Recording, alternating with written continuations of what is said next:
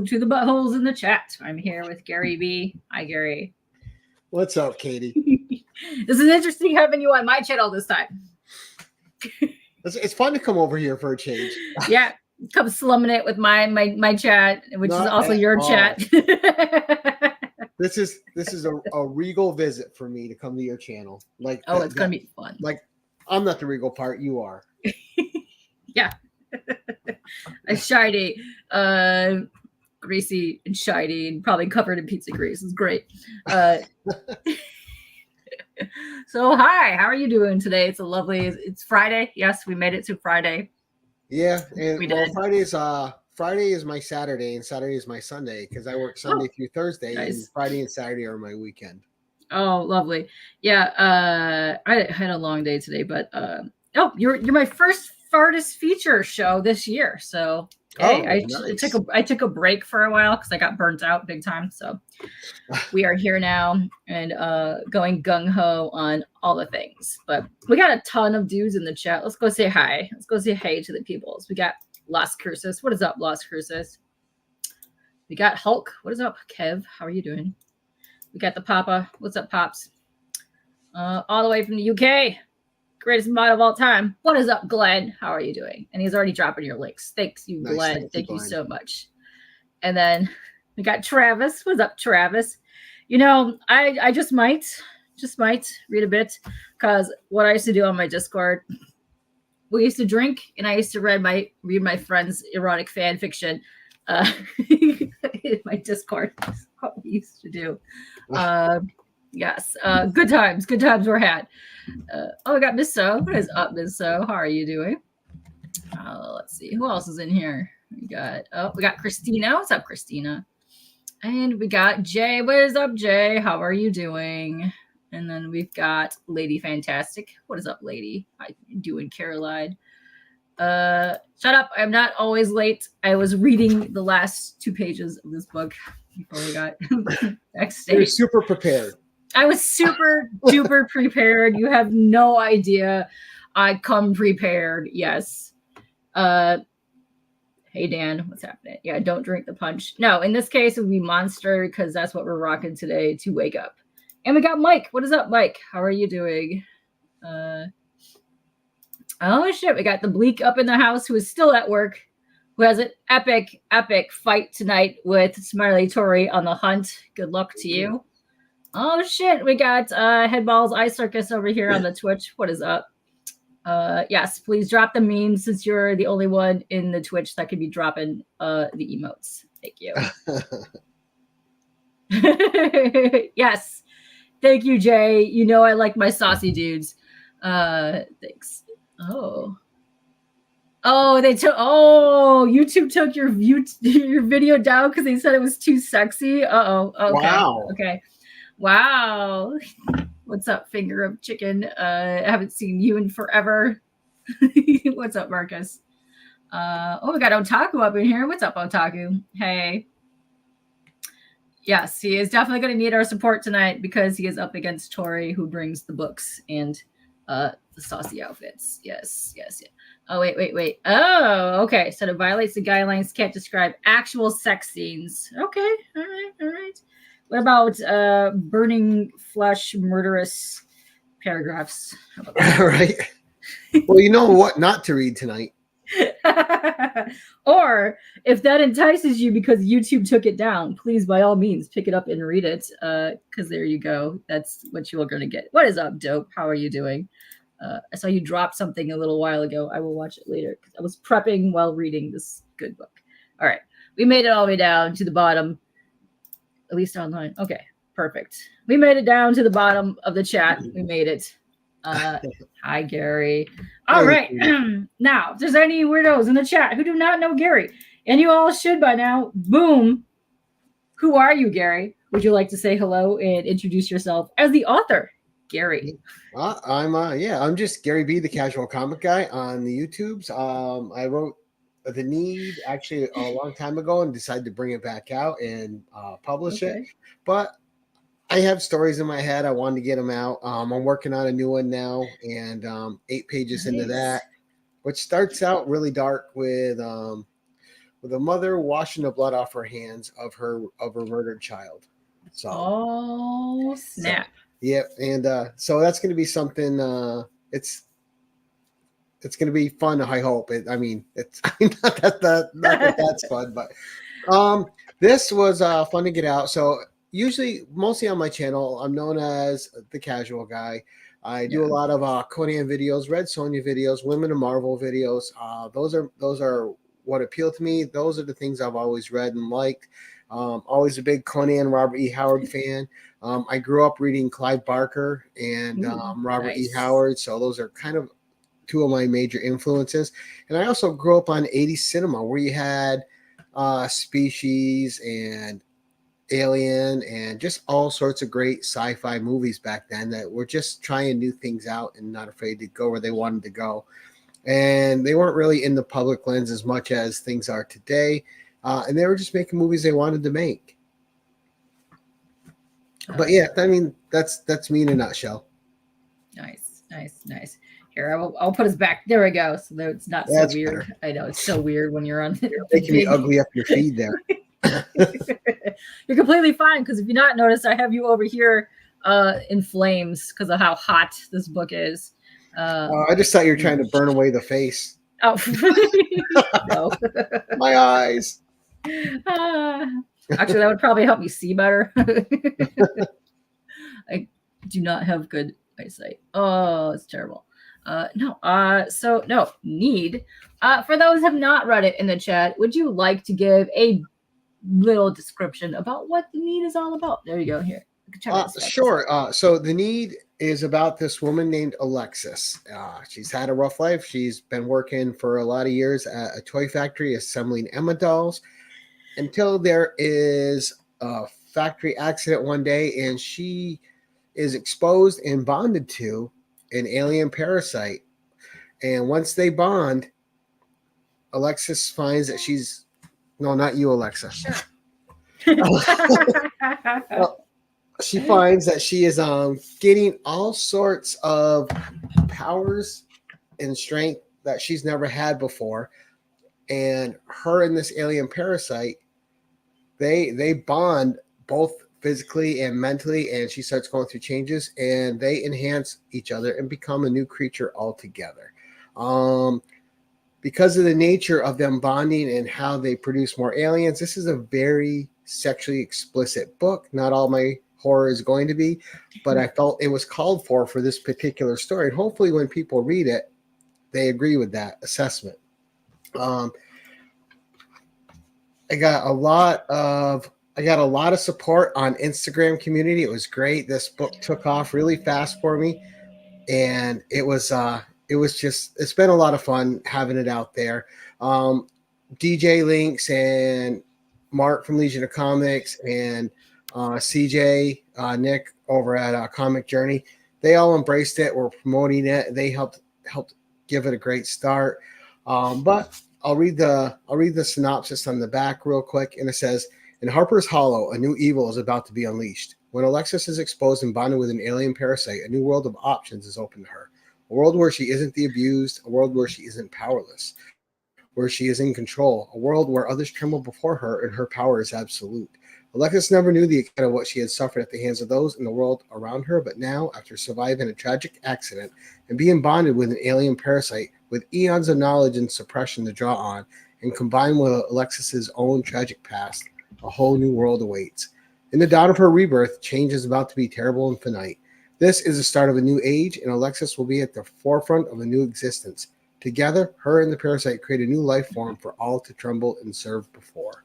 So this is basically the story of a villain arc. But hopefully it's written in a way where you're rooting for the villain. Yes. I am always pro-villain. One of my favorite types of books to read are like books with demons in it. Right. They take over like the world and stuff. Yeah, no, I love supernatural horror. Supernatural horror and urban fantasy are some of my favorite all-time things to read, and I love them all. One of my favorite series by Deborah Dunbar, and it's so funny because there's a fight scene that happens at one of the malls in Maryland, in Arundel Mall, and I'm like, I've been there. I've been to this exact spot where this fight scene is happening, and that to me is, I love that. Marcus has a very good question here. Is Gary the character Martin? Because it feels like Gary is the Martin in the story. No, not at all. Because Martin is taken over and his free will taken away. I like to be in charge of myself at all times. I am not Martin in any way whatsoever. So you're the other. Yeah, I like to be in control of myself. I always, I like to be cognizant. I like to be aware. I like to know what's going on. Oh, that's that is a plus to have. You get super dong powers is what's happening. Well, there's a little thing going here, like hashtag Team Martin, with people that wouldn't mind being Martin. Ooh, yeah, I can see that. He gets a lot of enhanced powers towards the end of the book, which is pretty dope, and I like it.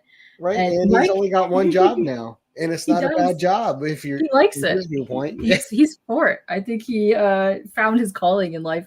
Don't want to be anybody in the world, Mike. Really? You don't want to be anybody? You could be the sheriff. You could be Alexis. The other would be cool.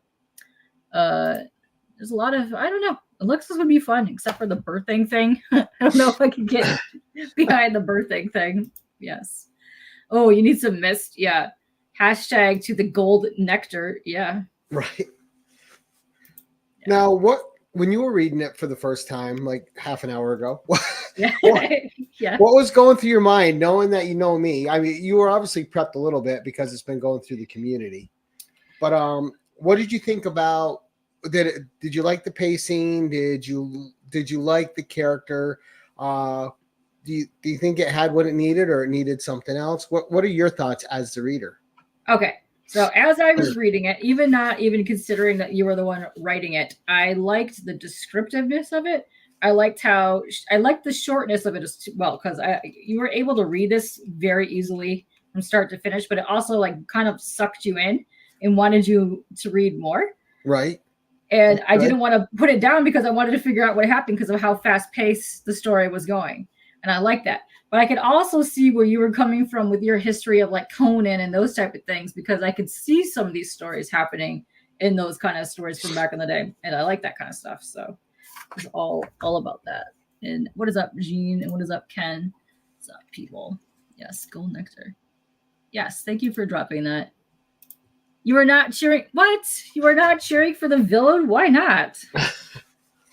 That's the way to go. You got to cheer for the villain. I think most people cheered for the villain. I know Caroline was very pro Alexis. Oh yeah, I also am pro Alexis, and I love all that stuff. Yes.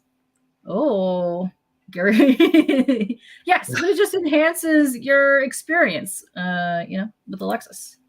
Hi, Nam. How are you doing? And I think what was it? Ruby G over at White Tiger. He said, he had messaged me. He said he loved it. He said it was like a hentai-fueled fever dream. Okay, so let me also say this. What's up, Psych? And right here, what Circumstances is saying. Now, I have been reviewing books and novels of all sorts for 20 years now. Right. And I have heard so many things about the description of this book. And for me, when I was reading it, because I also into hentai and tentacles and stuff, I was thinking, wow, there's far less sex in this book than I thought there would be. That's what I was reading. That's how I was saying. Focus on that. But there's an actual story in there. There's more story to it than just the erotica. Let me tell you. So if you like a good story, that's just a kind of you can see here. It's a short story. It's a decent amount of pages that get you hooked and enough to figure out what's going on with the characters and everything that's happening. I really like the relationship between the other and Alexis. I also, when it started, I wish I had more backstory to Alexis when I was reading it because I wanted more in this book. So I loved it. I wanted to hear more about Alexis, and I liked that we got to find out more about her and her kind of past, which was kind of sad along the way. And I'm glad that she was chosen by the other. She could have really redeemed it and needed to be a queen is how she needed to go. But no, I really enjoyed the book, and I wish there would be more of this. So are you going to be continuing on the story, or is this like a one and done type That was thing? kind of designed as a one-off because it's supposed to leave you wondering, like, to me, if you write it, and that's like my John Carpenter influence, right? Like if you watch John Carpenter's The Thing, Yeah. at the end, people are left wondering what's Yes. next, right? Mm-hmm. And I always like to, I don't know, just felt like the right way to leave it off. Like Okay. if I was to write Yeah. something else, it would have to be something where there's a natural predator against her. Not Yeah. because a lot of people are like, oh, she's going to take, there's the next thing that happens is too obvious now because that's what's got to happen. Yeah. And it would just be that on a grander scale, what happened in that book. So I didn't want to write something redundant and have like a needless sequel where it doesn't belong. But how I envision this is being part of an anthology. Like I want to write a bunch of short stories. I want to publish them all separately, and then I want to publish them together in a compilation at some point. Oh, I like that idea. Like there was and one of my inspirations. There used to be an erotic horror series out called Hot Blood. Okay. And it was stories like this, and they did like 9 of them, like 9 volumes of them, and with a lot of varying quality of the story. Some you really like, some are really good, and so I wanna. That's my goal anyway. Yeah, so this is what we were talking about, the amount of sauciness in the book, and they were saying, yeah, it's a lot less than they thought it was. Yes, you've also read a lot of erotica, and apparently Kevin has read it 3 times already.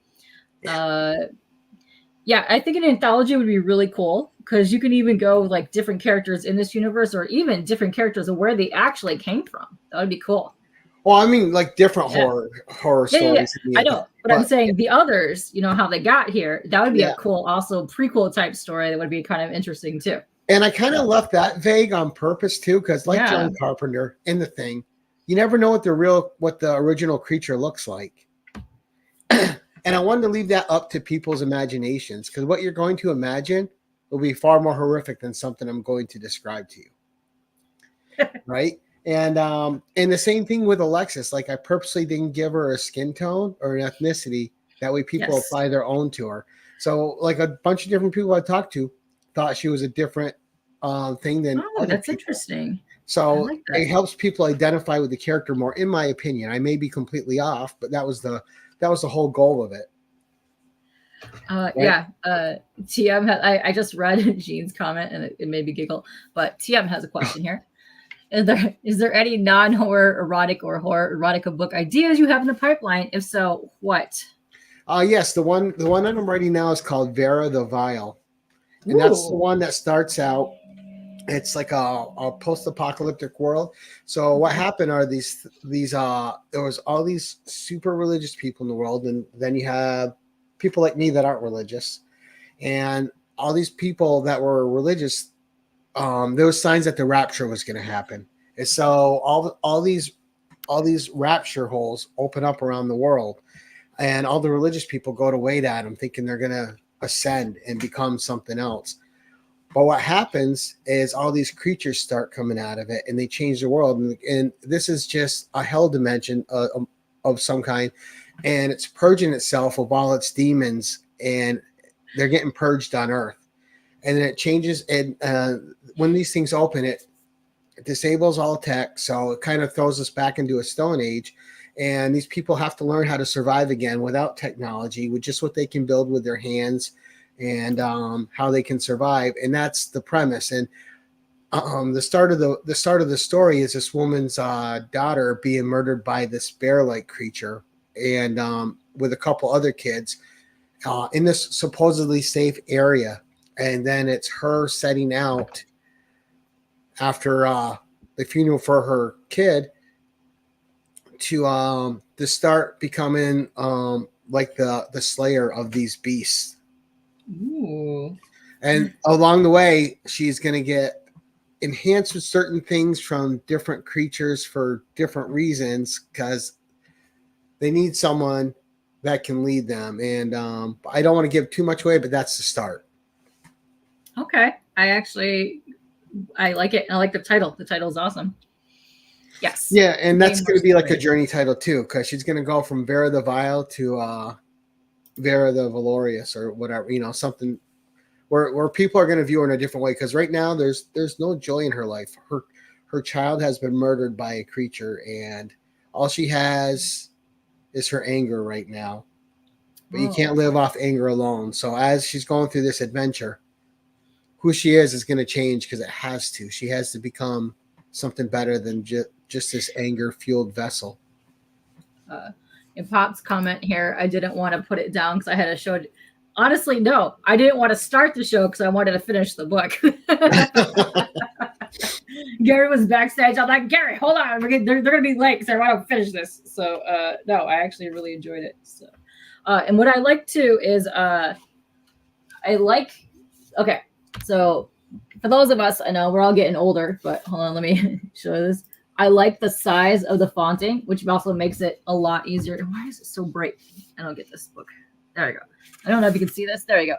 The font is a decent size, and I really enjoy it. And I like that you put all of the other stuff in like italics, so you could tell the difference between what's happening.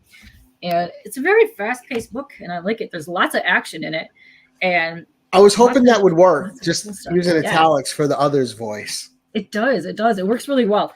I want to find out. But yeah, you can see here just the difference in the italics when they're talking to each other.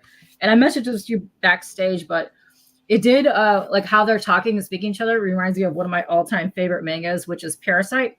When he's talking, well, depending on which one you're in, he's either lefty or righty is the parasite's name, but how they just talk to each other. And I love that kind of interaction with characters. And I think that's fun. It's kind of something humorous to it as well, but it's also kind of horrific that it's happening, but then you like it. Yeah. Right. Well, that's the thing too, is I think like most of the stuff that happens in this is quite horrific, right? Like people really gravitate more than I thought they would to all the sexual stuff. Yeah. And I don't hold back on descriptions. I go in detail. But if you're reading it and you're really thinking about it, the sexual things in it are horrific as they're happening too in their own certain way, but they're meant to be tantalizing, and then for you to be like, oh, and then like, oh, damn him for making me feel that way. Yeah, it's an interesting mix because a lot of times people throw sex in a book to make it just a sexy thing to happen, but this is actually a vital part of the story. Right. I didn't want it to be gratuitous. It had, for me, it's got to be part of why there's a reason it's there. For sure. And Jean read it twice in the bathroom. I can believe it. Yeah, I would like that. Like later on down the road when you do anthology version 2, and then you have like just a little snippet, maybe you could do that. You never know. Like anything's possible, but it's gotta hit me, and it's gotta want to come out. You know, I'm not just gonna force it, because it'll just be like one of those cookie cutter sequels that people hate in Hollywood, right? Where there's no soul to it. For sure. And also, hello, Phil. Your minister recommended this to me because she knew I'd like such things. You know, if anyone should have this as a part of their ministry or the congregation, it should be church on Sundays with Bleak. I feel like this would fit that church. Right. No problem. Don't spoil it. Don't worry. We're not going to spoil it. We'll just talk about it a bit and give you lots of good information. Yeah. Here you go. It's great. So when you see this, it's kind of comic booky. So at first I think people might think, oh, it's like a comic book. No. It's just a straight up short story novella. Yes. But I do like the fact that it does have like a comic art piece on top. Well, I was going to talk about that too. So the comic art piece is from a guy named, and I made sure he had his title credit, cover art by Danny Fisher, right? Ooh. Yeah, now, Danny Fisher, you guys can find him on YouTube. You can find him on YouTube and on Instagram under Drawing Conversation. Okay. And he is great to watch. So if you're watching him on YouTube, he'll pick a subject, like he did a great Transformers one, and he's drawing this big Transformers cover. And as he's going through drawing it, and it's like he does like 10 to 15-minute videos, and he does a complete piece. But he gives you the whole history of the characters he's drawing while he's doing it. And he presents it really well. It's really nice. But I met him through the guy that wrote the foreword on Geek Spot, my buddy Mikhail. And I asked Mikhail to write the foreword, and he wrote a very flowery, very flattering foreword. I'm like, dude, that was so nice of you. You didn't have to, and he did me a great honor with the words he said. But then he goes, oh, I was over at his house visiting Mikhail because he lives here, and he's got the ultimate nerd basement. And his wife's a big reader. His kids are all in their own thing. But you go down in Mikhail's basement, and it's like the ultimate nerd setup. He's got art everywhere, books, statues, everything. And he was showing me these pieces by this guy. He goes, "Oh, this is my friend Danny Fisher. He's really good." He suggested I send the story to Danny, and I did that. And then Danny contacted me, and Danny was like, "Oh," he goes, "I'll do the cover." I go, "Okay, how much? Just let me know." And he goes, and he wouldn't take any money. Aw. So this is covered by Danny Fisher. Is just just serendipity and me knowing someone that knew someone, and both of them just being incredible people. Oh, here we go. I'm actually going to drop his Instagram in the chat because I want to add this to the links in the chat as well. And when we're done in the description, because I think everyone should go follow him and go check out his work because it's pretty cool. And he's got some cool stuff in here. Yeah, I see the Transformer stuff. Oh, yeah, cool stuff. He's got a bunch. He's great. Yeah, nice. Really good to follow. He should definitely. It's my hope that this gets him a little bit exposed, and that he gets invited on some of these art shows that are on YouTube. Oh, for sure. Well, you hear that, Danny? You have an invite right now to come on to the Fartist feature and speak about your art. Let's go. I don't know if he's in the audience, so. Well, if you're hearing this, so you could spread the word. You're invited on here. Hold on a second. I'm trying to. And he's just a great guy to talk to. Just very down to earth, very nice, very very kind. Amazing. Yeah, a second. I'm trying to pull up the Amazon link so I can paste it because I do know when people are watching it on other platforms, the links that are being posted do not get in there so they can click on it. So let me pull it up so I can post it. No problem. Yeah, and in the chat. I just want to thank the community so much because they just embrace this book in a way that I never thought. I want to get it out there. I posted a little teaser video like coming soon, and I did that to force myself to release it at some point. Yeah. And then I'm like, am I going to release it under my name? Am I going to release it under another name? I'm like, no, I got this public image now. I got like a little bit of clout where I can get this out. I'm going to put it under my name and have my first thing out under my own name. And so that's what I did. And I like it. So is there any hot plans for you to go to signings of this book? I've already signed 20 copies and mailed them out, and I got more going out this weekend. So, as far as like being somewhere, like signing publicly, I don't have any plans for it. Okay. Just because it takes the profit margin on this isn't great, right? It's just a short story. I make $1.80 per book sold, and $1.80. That's worse than eBay. It's like $1.89 for each one sold. So it's not like a big profit. It was just something I wanted to get it out there. I wanted, and I mean, the money I make from it is great. But I mailed out 20 copies. It cost me more to ship them out than the profit I make from each book. Yeah. But it was nice. I got to give a bunch out, and I got to personalize some things. I got 7 more going out this weekend. But that's probably, unless someone sees me in public, for the most part, that's probably going to be it. I know Mikhail and Danny wanted to do the local Flower City Con here and order a bunch and do it. So if they want to do that, I'm up for doing that here locally. Cool. But I can't see it's not worth traveling to do it. It's been a fun release on Instagram, but it's not like this is a big global project. You know what I mean? But I mean, and that's part of the reason why I did release it on Amazon, because it does give me an instant global audience, all those markets. So, it's sold in the UK, it's sold in Japan, it's sold in Australia. So it's selling in those markets as well. Nice. I also think this was the great way to go, because if you're going to keep up doing your writing and doing future projects, I think that this was a really good way for you to start, because you're building not only your audience as an author and getting out there and showing that people are liking it and reviewing your book that's actually on Amazon. And hopefully that people will get out and branch out to like Goodreads and library thing, get that out there, get you that way so you could get more well known as an author. And hopefully people will invite you on places to talk about your writing, because you do have a really good writing style that I like as well. Oh, thanks. I appreciate that. I mean, the feedback I've got so far has been like that it's cinematic, which I really appreciate. Okay. I can get behind that. I could definitely see that.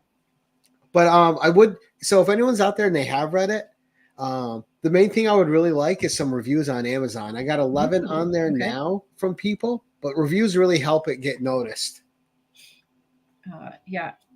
For sure. And there's a lot of like horror aspects to it, which I really enjoy because I'm a huge horror buff.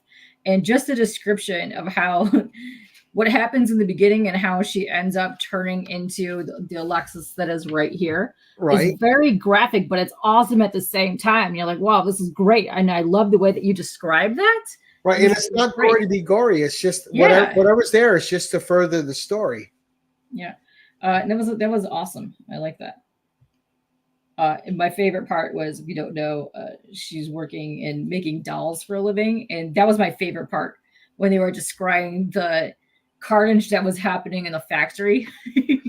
And it's funny you said that, because when I reread this myself, I was like, wow, that part, because you need a good lead in. And I thought, like, you're your own worst critic, right? When you're reading your own stuff, or you're looking at your own art, or like, I keep reading this, I'm like, and that's why I really said to you, I'm like, no one's going to want to read this. And if they do, they're going to be like, oh,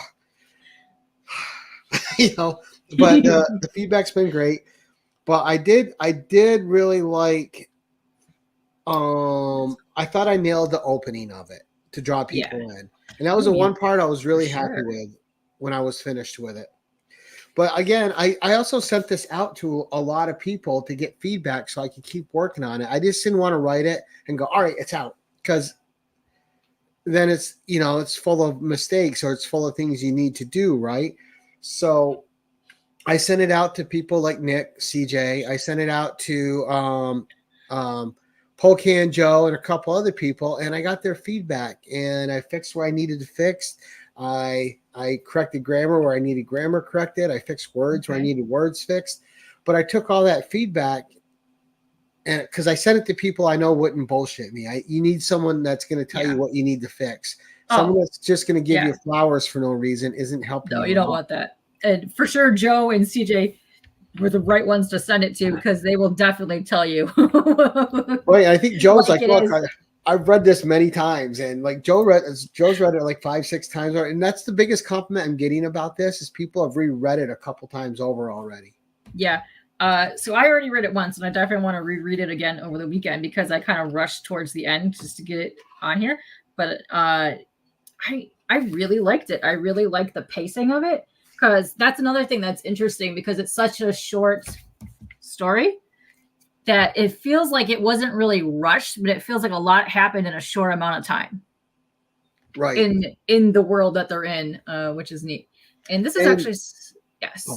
And that was definitely, that was definitely by design, because I wanted this designed as like a half-hour read, right? You're somewhere, you have a spot to sit down, you pull out your phone, you can bring it up on your Kindle app, you can sit there and read it. If you have the paperback copy, it doesn't take up a lot of space. You can have it with you, pull it out, read it. And it's just, I wanted a one sitting read. I wanted it fast paced. I wanted people to get into the story. I wanted to keep it moving. One of the things I don't like in fiction, and this sci-fi or especially low fantasy, where like can be guilty of this, is we're able to describe like a town for like 4 pages, or the clothes they're wearing for 5. That just takes me out of it. It just let your mind fill stuff in. Make hints, and your mind will fill in the rest. For sure. And I like that you don't put so much filler in here, like you were talking about a minute ago. Like some giant novels will get to like too in depth of detailing things that don't really have anything to do with whatever they're talking about in the story.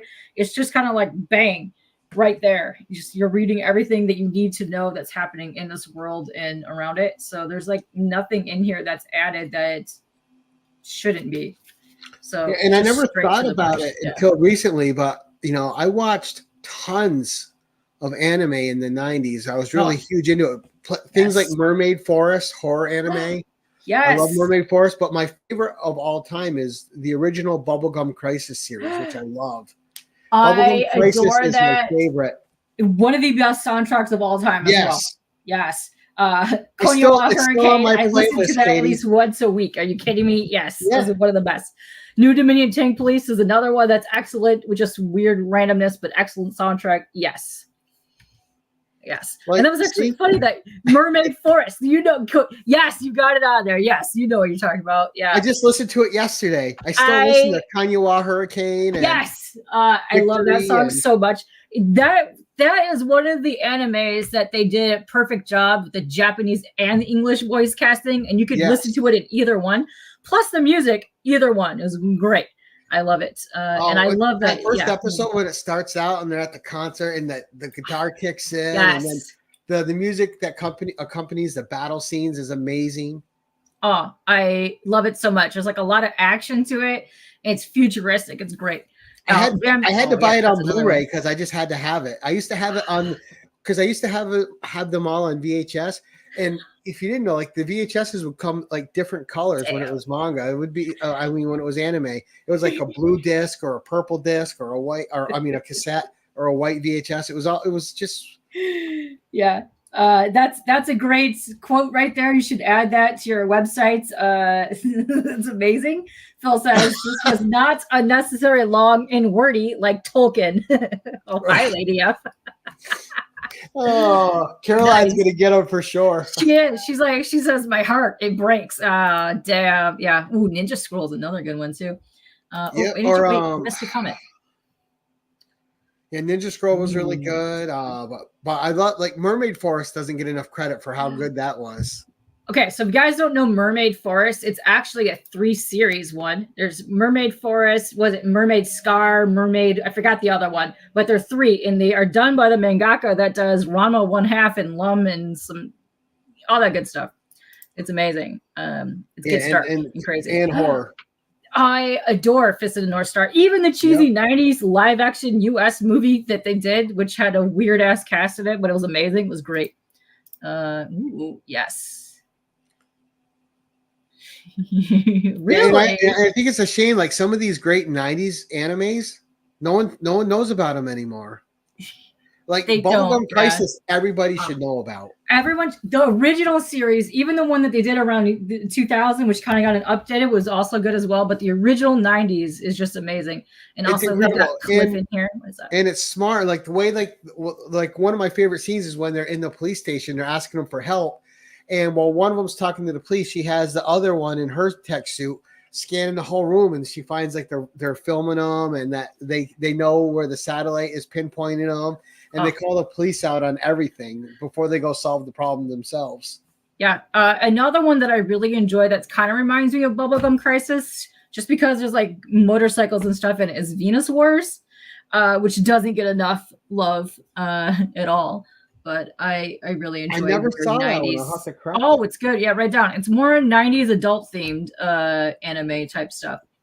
You've never seen, listen, watch it. You're gonna enjoy it. If you like the stuff that you were saying a minute ago, you will like that as well. Yeah, I never saw Venus Wars. Oh, it's good. Oh, we could have anime chat one day. It'd be great, and we just talk about anime and manga. Well, I thought, and the whole reason I brought it up is I think this has also like an anime feel to it. The story. Yes, especially it does with slightly. The tendrils and the tongue, and with the overt sexual situations. It's very. I think it reads kind of like foreign. Yeah, Guyver was another really good one too. Anime, I know her. Sure you do. But so yes. as a female reading this, Katie, how did I do writing Alexis? She had a very complex past, which it was sad to read, but I liked it. But it also pulled you in as not even just as a woman, but as anybody reading this. You could feel for her, and you wanted her to become the queen that she was meant to be. as you were reading and learning about her, but I felt horrible for her in the beginning of it when you're reading what happens in the doll factory, and you're like, oh my, Right. she needs to. I want her to survive, type stuff. But and then as she's growing into her powers, you're like, yes, this is the woman she was meant to be. Go. Right. And it was important to me Yes. that when I did this story, it wasn't like the cookie cutter like they do in comic books. Like, all right, they're bonded with this thing, and they're fighting against it the whole time, but they want the good from it. No, she's all in. Oh, And interesting take. Men actually write better for women than women do. Interesting. Awesome. Interesting. yeah, and you know what? I like writing women way better than men. It's more fun for me, and I feel like my writing flows better when I'm writing a woman. Oh. I don't know if that makes sense, but it's just how it comes out. We got some fight. Oh, Golgo 13. Yeah, that's another good one. That's really classic as well. Cliff is feeling tired, sad, goofy, and I don't know. You know what? I could get behind that because that's how I felt all week. Plus a tad bit depressed and lack of sleep. Could really use some sleep. Yeah, I think that's the state of our lives once we're older adults, right? You never have enough sleep. Never. Like I never slept anyways, but it's really getting to me at the moment. Yeah, there's a lot of good people that write characters. This is something interesting too. Awesome put this in here a little while ago, but now that you've had your experience getting this published and putting this out there as your first one, he says here, Polly of Latino Slant did that with his novella. He did like a 3-day crowdfund just to get the story out there.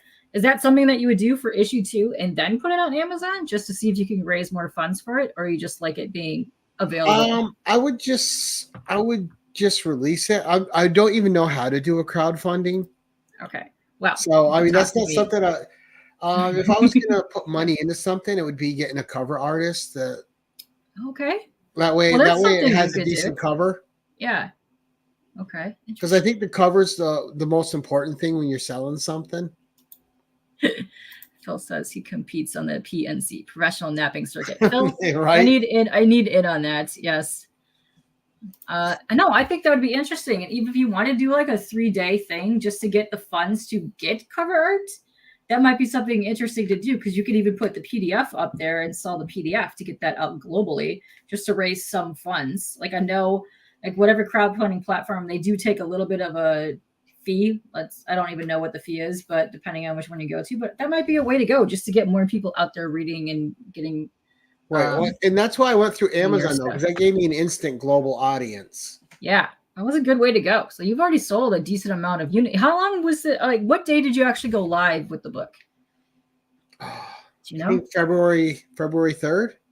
Oh, it's only been 20 days. So you sold a decent amount of the books. Like the community has really rallied around this. Yeah, for a nobody, I'm pretty happy.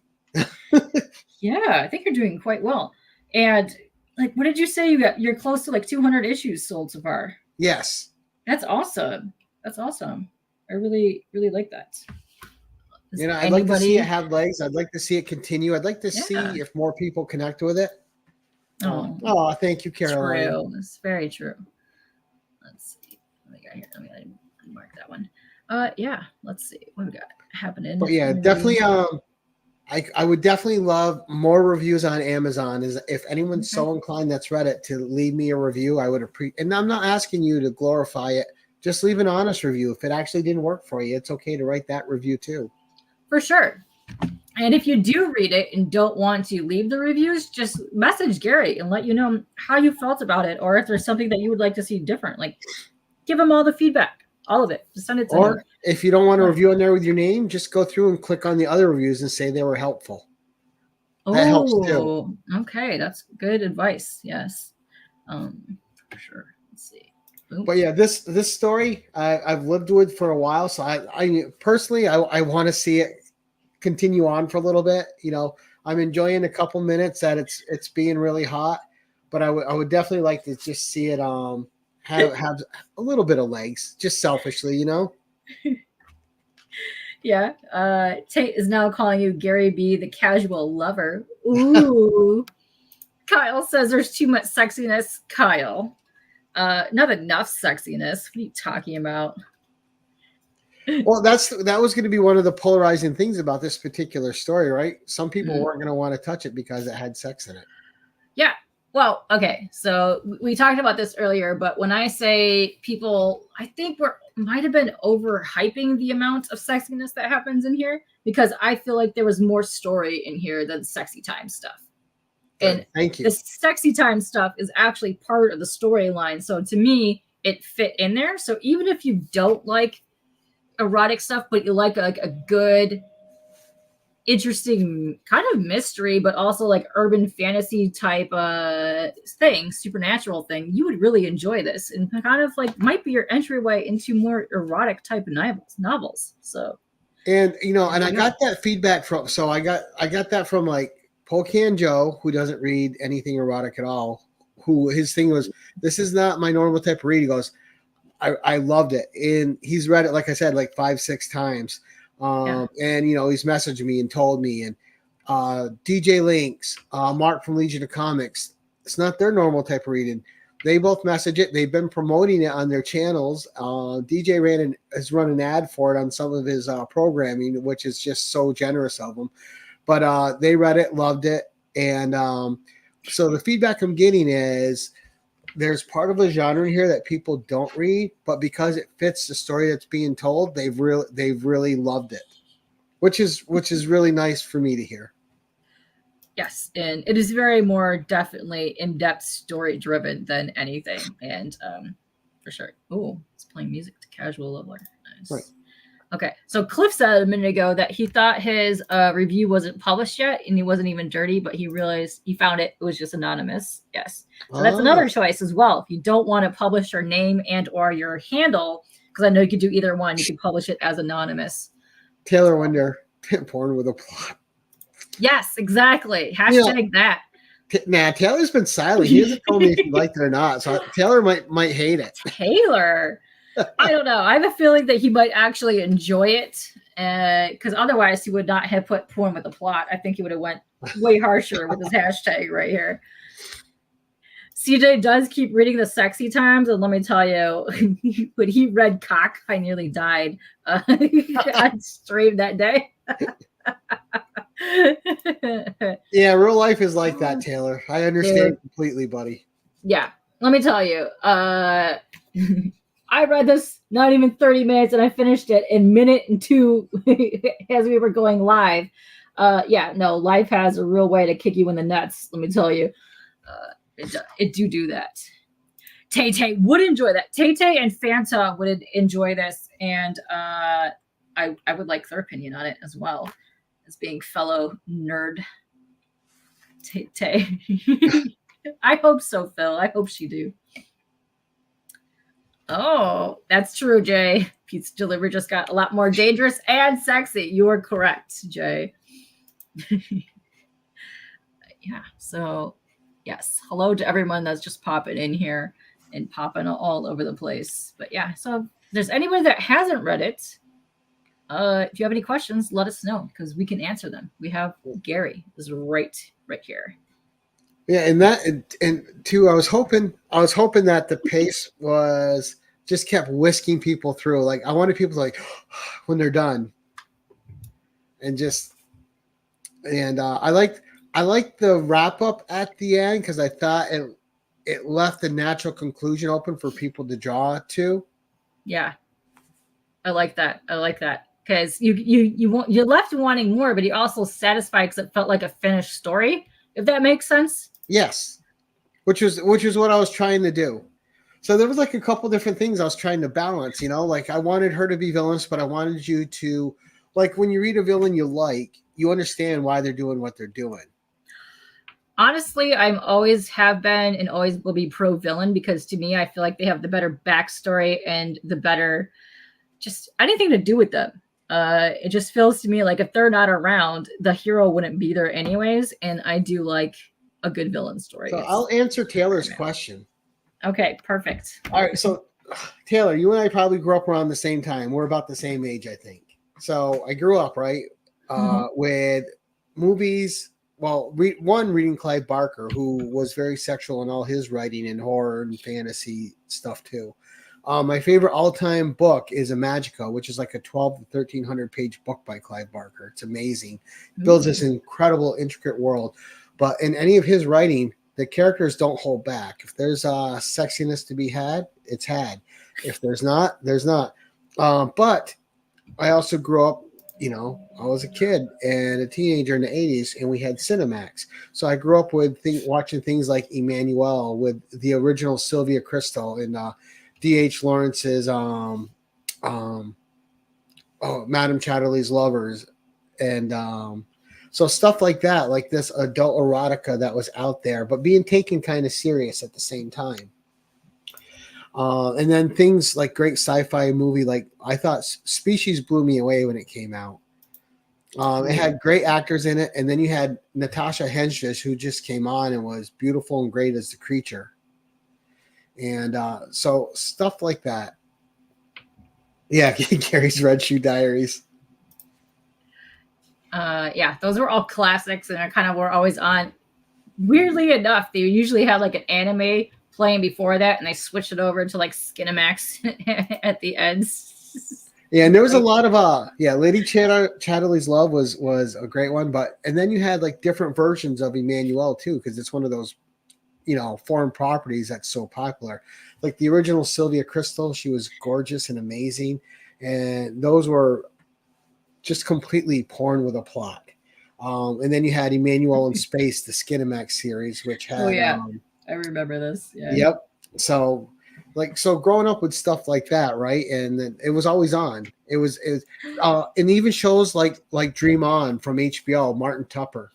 That was comedy with but was highly sexualized too, with the plots that Martin Tupper was getting into, and a lot of fun. Yes, Tate, the original Emmanuel was fantastic. I was very much into the weird cheesy stuff. So I was huge fan of USA Up All Night, and I just watched anything that they put on there because they were slightly sexy, slightly weird, slightly just dumb movies, but you can get behind them all. They're great. Yeah. So much fun can be had. And so much fun. Who knew? Some of it's so absurd. It's just hilarious. Yeah, I like the ones where there was always some kind of like weird magic involved, where they would take like two like normal people and then make them hot, and then they had like they spent the summer as like hot dudes and hot chicks. It was great.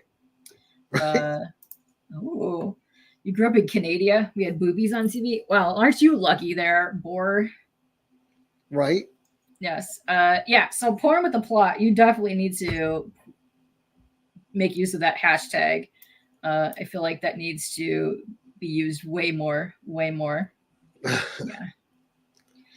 Right. And it's a tricky line to write when you're trying to have the sexy bits be sexy bits. You're trying to have the story bits be story bits. And when they merge together, you're trying to create a couple different emotions in people, from horror to sexiness to what have you.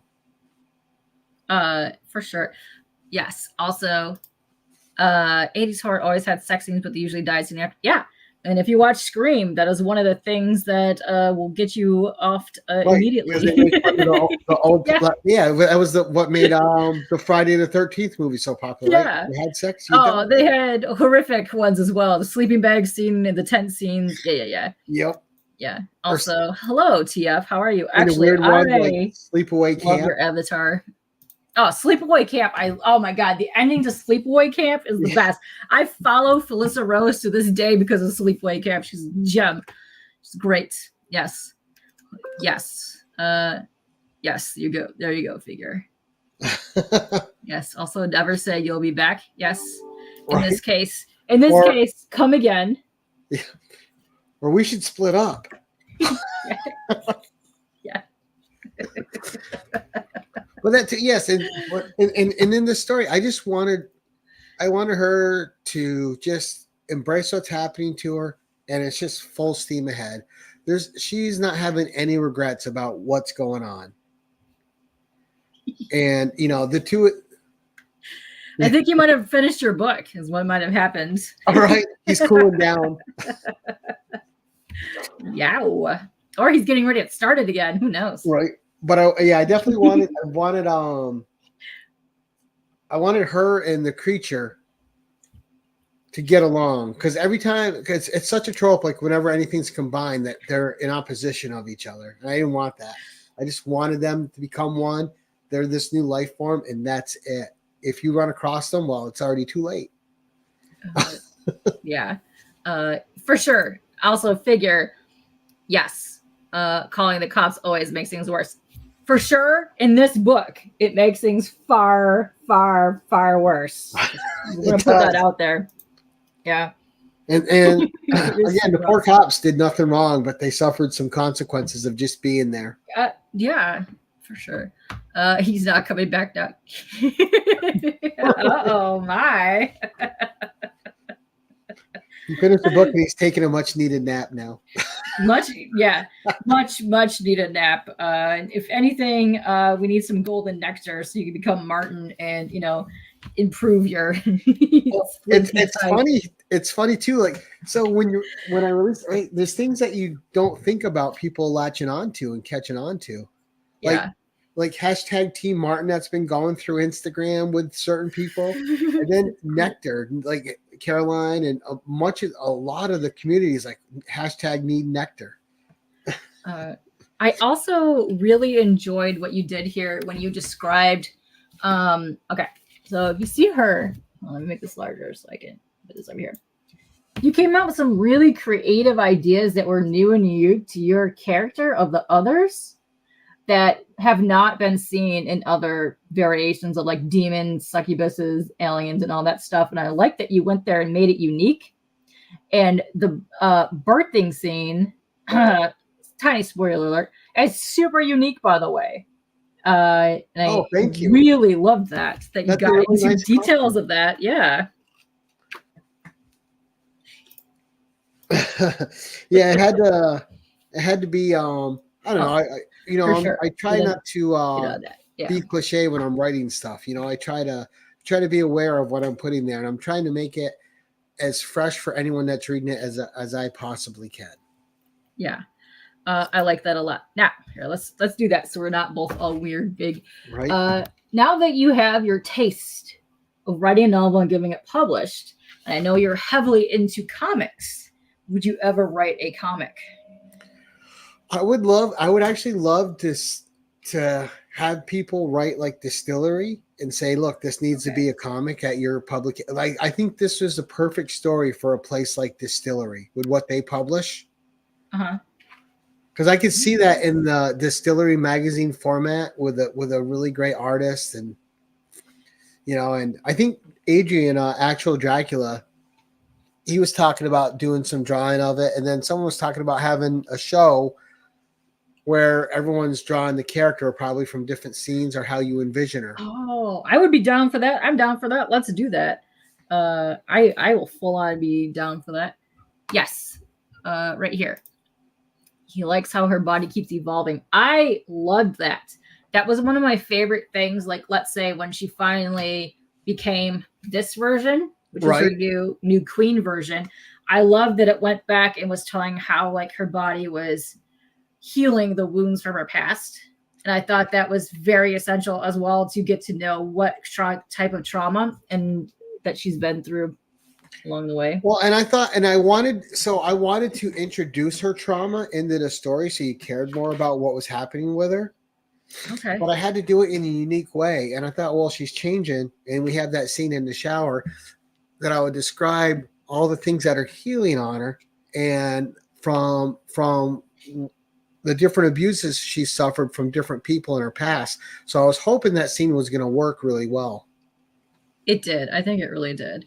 And hi, Kev, how are you doing? And he says, making comics is way more fun than writing novels. Interesting. Good to know.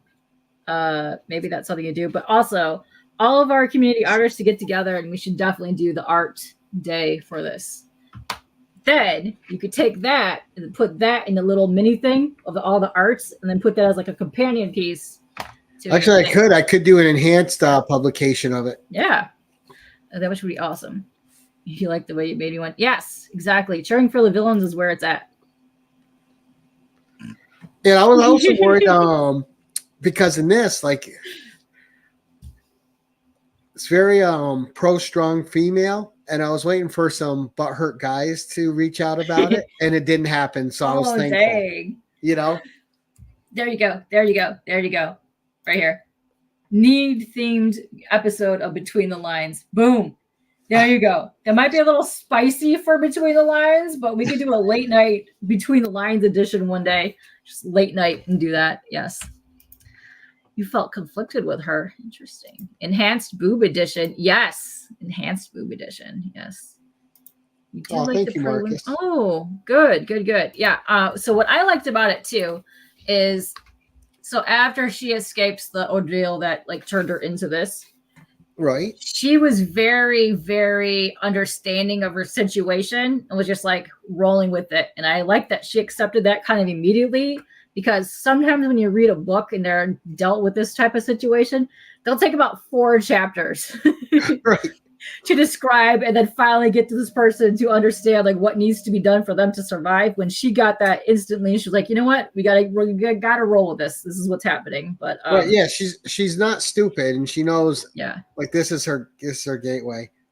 And yeah, circumstances. You may not know this about me, but Prince is one of my all-time favorite artists. I have CDs of his that people don't even know he put out. Ooh, he was saucy. Prince was the soundtrack of my youth and my adulthood. So I've always had a strong Prince influence, all the way back from Controversy, which most people in the chat probably weren't alive when that came out. I have a friend that's mega huge Prince fan, but no, he was just a spitfire little dude. He popped out so many musics and soundtracks that people don't really think that to know that would be him. But yeah, he wrote a ton of music. Travis. That's okay. That's okay. Phil says, draw Roscoe and TM as your favorite Need characters. Oh my. Oh my. All right. Everyone can draw their versions of Martin as Travis and Roscoe. Yeah. That would be fun. Oh my. Nice. Marcus, Pussy Control is such a good song from Prince. I was always Cream was my favorite. Cream is great too.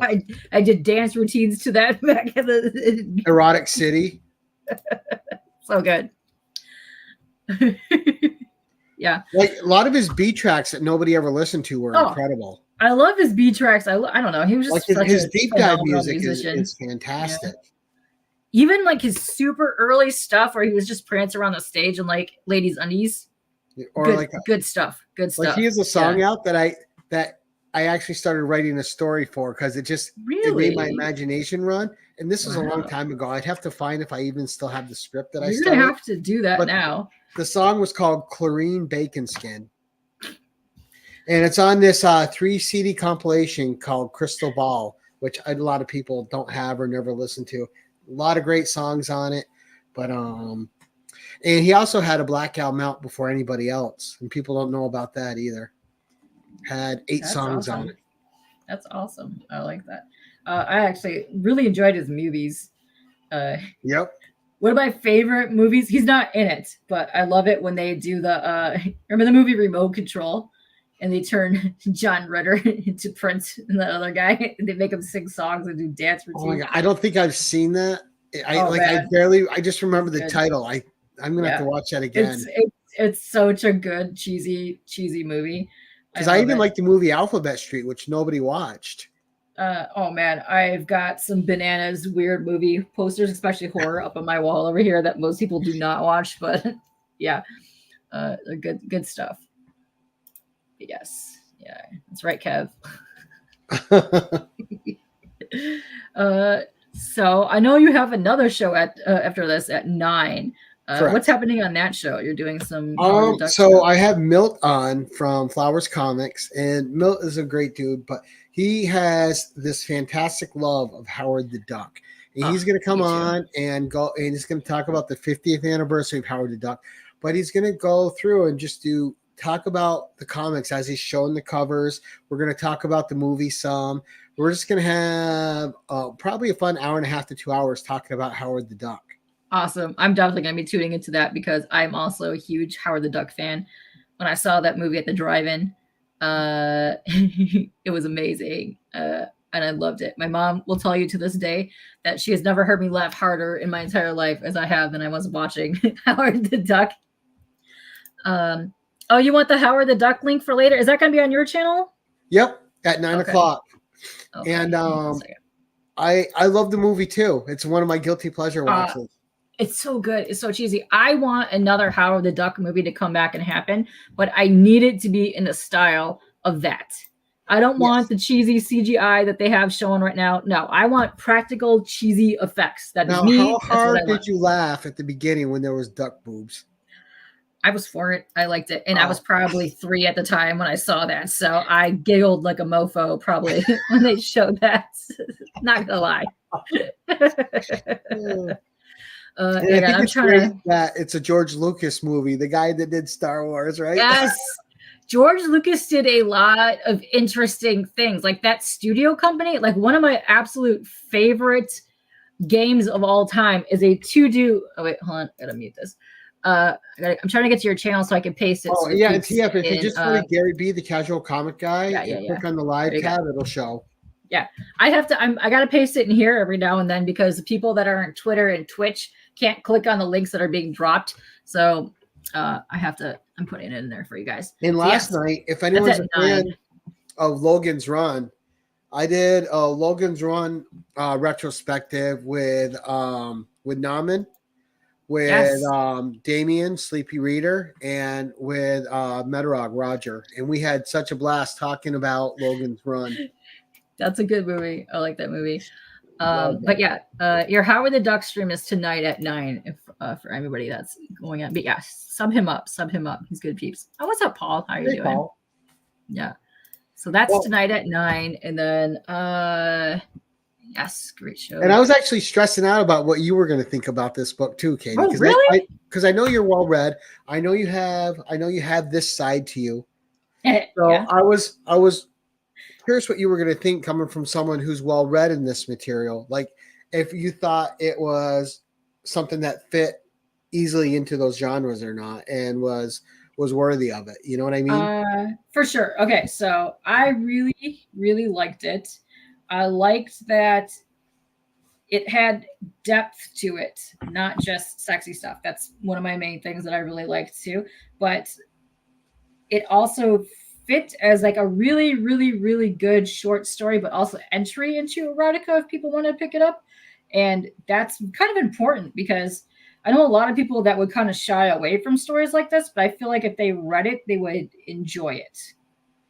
Right. And I was surprised at some of the people that did read it, like Joe from Anachronic Comics, who doesn't read that at all and loved it and had me on his channel. Like Steve, the Voice White, like so many people, like Damien, who liked it a lot too. And Damien left me a great review. So I got from this though, not just the sexy stuff, but I got that I want to read more horror stuff from you. Yes. Like action. That's what I want to write because I love horror. So I cut my teeth writing and finding my voice to see if people would like my voice writing erotica. So I did that first and I published. So I have a compilation out, which is this. Ooh, hold on. Let me make you bigger so we can see this. So this. All right, show that one more time. Yeah. This was the erotic story. There's 5 of them in here that I wrote. Okay. And so there's like reviews on the back. And this is available on Amazon too. But I wrote this first to see if I had a voice that was interesting to people. And I wrote this first too because I wanted to see if people would connect with the characters I wrote in this. Because if you care about the characters in something like this, then you at least know you can make people care about characters. Yeah. And I'm going to tell you. The reviews always, and for most of these reviews, people will say, look, I like this story because I really like Cassie. I really like this story because I really like Kate. I really like Alan and Allie as a couple. I can't wait to see what happens with them next. So I kept getting feedback like that with these things. So when I was doing a lot of my reviews back like 15 years ago, that was a huge, huge, huge subgenre that's super popular. And I'm going to tell you right now, if you're going to get into that, there's many, many conventions and cons where people make big money selling this stuff because they have all kinds of like different. And I'm talking some obscure like stuff that people be making into erotica on there, but it is a vast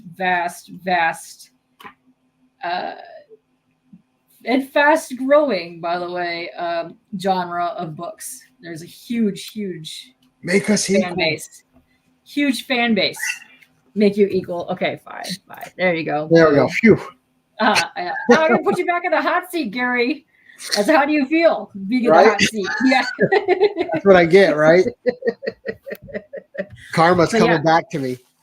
There is a massive fan following for this type of stuff. And let me tell you, they do book tours and conventions for this type of stuff. Like if you ever see Pat Shand actually has a whole bunch of like erotica comics, but he'll go to erotica conventions to sell them. And that's where he makes a lot of his selling. Like a lot of his sales are from those types of things. And if you've read this and you like it, tell other people about it, please. Let them know that they should read it too. Please, I would love it. And fast growing is the best way to describe erotica. I let that go. But I may or may not have said that. Say it. Yes. Now the other question I have is I'm curious. So you had a picture of who I was before you read this. Did the picture of who I was change for you after you read it? No. Not at all.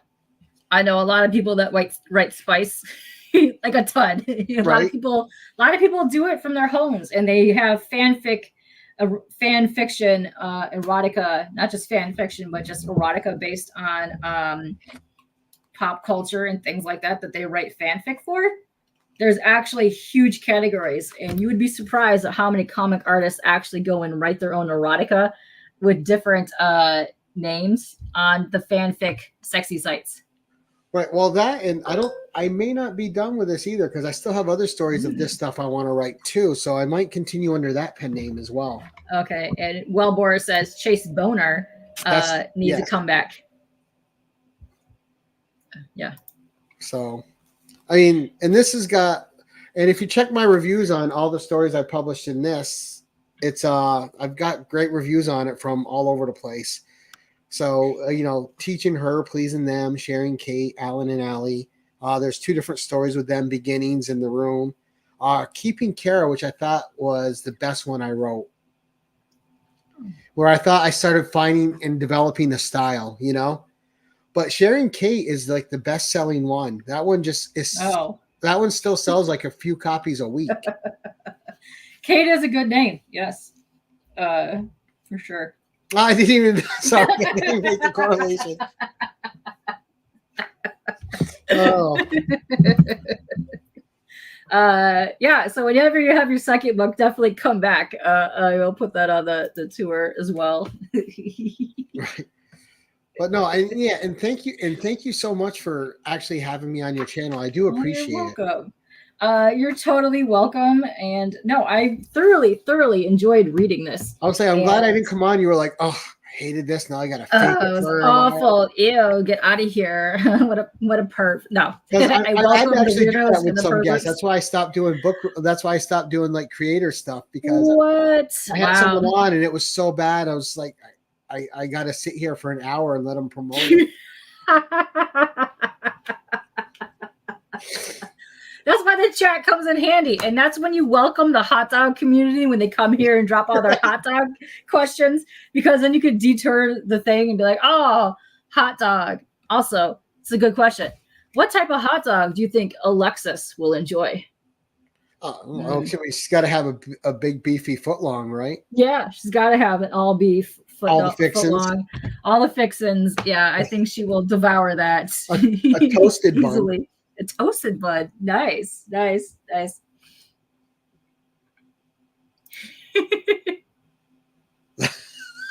like just another.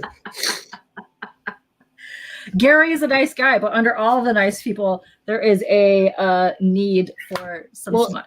That's the thing, right? People, it's funny how people interpret words, right? Because I'm GaryB, the casual comic guy, and people think casual means something different than what I think.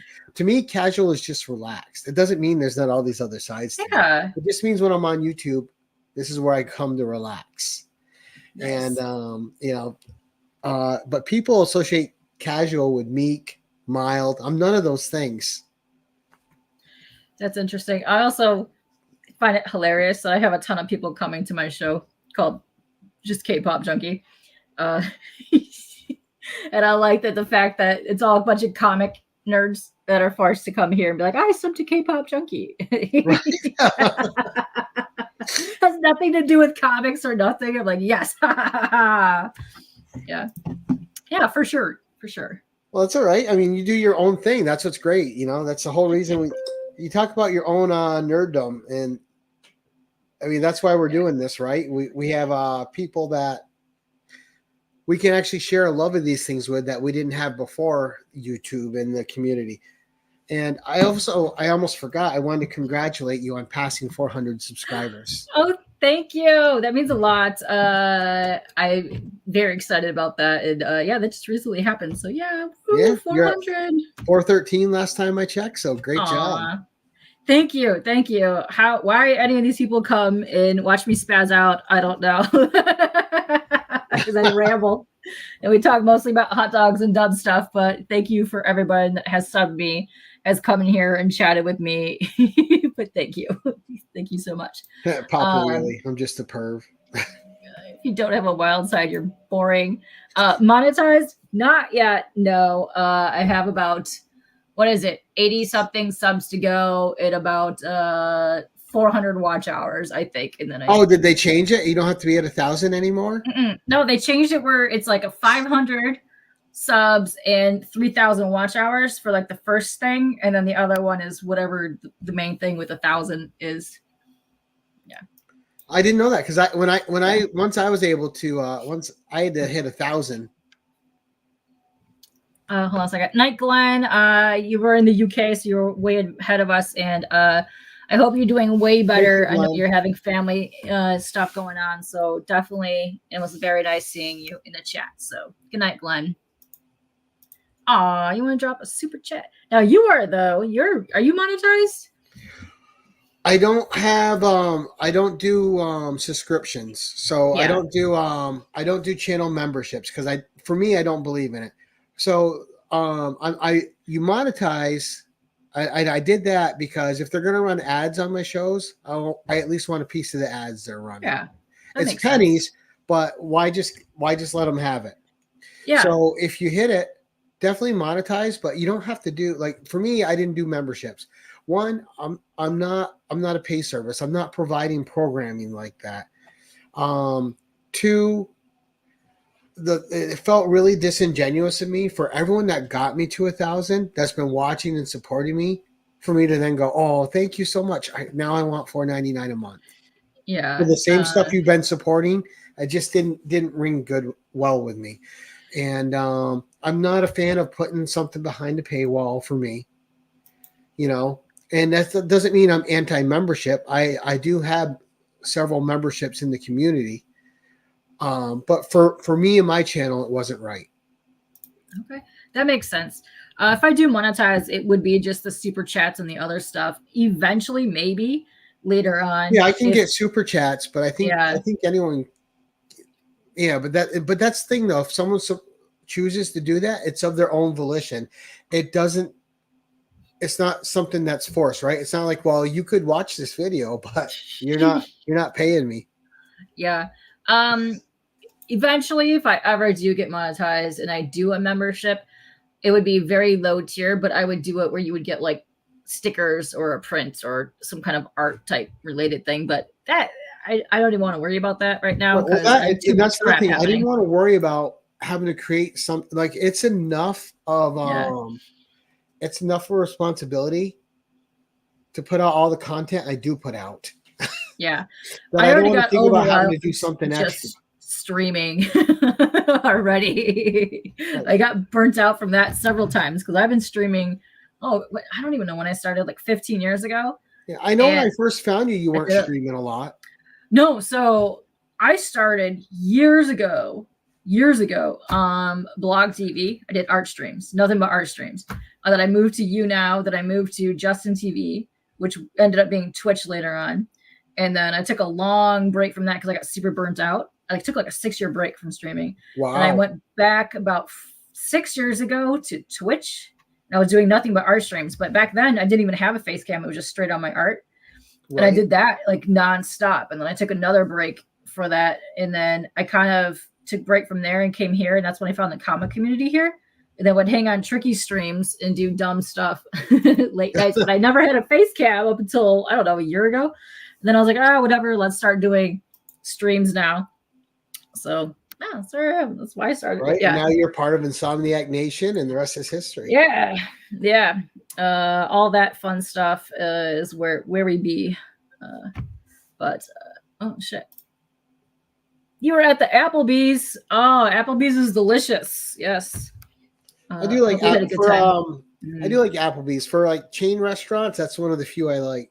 Yeah, I was like Texas Roadhouse, strictly for their rolls and their butter. It's delicious. Hi, Chance. How are you doing? Yes, what is up? I don't know about you, but it is almost 8:30, and you've got your Howard the Duck stream to do. That's happening at 9 on your channel. Yes, ma'am. Do you have any other appearances that you'll be doing for your Need book? People want to go and get themselves. Well, I will be. I don't know if it's so much about the Need, but I am going to be on TM Nerdy's show when he does chatting with the community. So I'll be doing that next month. As far as I think, you were the last one for now talking about this for a bit.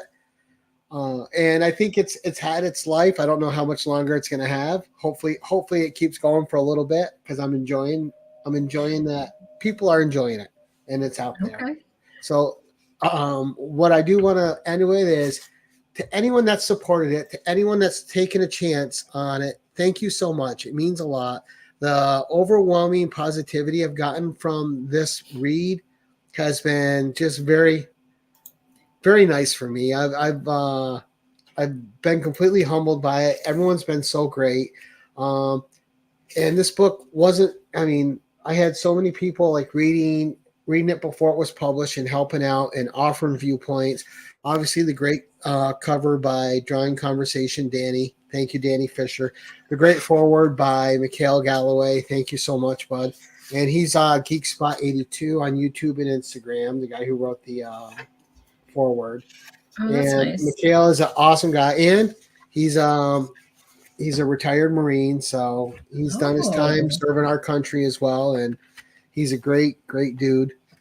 But thank you to everyone that has embraced this and had fun with it and just read it and accepted it for what it is, because I had so many more people read it. I thought this was going to be a niche audience, and it's been a wider audience than I anticipated for it. So thank you to everyone out there.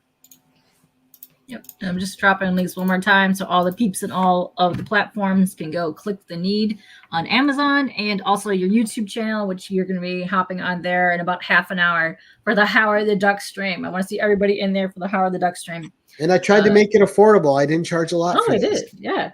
Also, if you don't know, this fits directly in a comic bag and boards. If you want to store it in your comic box, you can very much do that as well, because I know a lot of people are doing that, but the art is great.